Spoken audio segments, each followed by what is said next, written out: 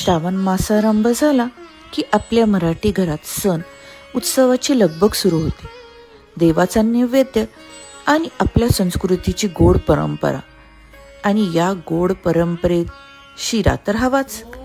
रव्याला घाई अजिबात नाही.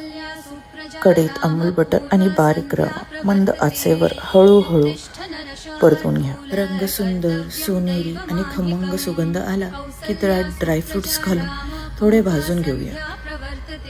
त्यात आता 2 वाट्या गरम पाणी घालून 5 मिनिटं कढईला वाफ येऊ द्या.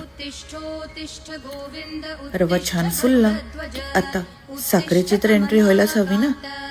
साखर मिसळून पुन्हा 7 ते 8 मिनिटं झाकण ठेवून छान शिजवून घ्या. बटरच्या खमंग सुगंधाने भरलेला मऊ लुसलुशीत ग्लेजवाला शिरा तयार आहे. डाएट असो नसो होममेड गोडीचा आनंद घ्यायचा.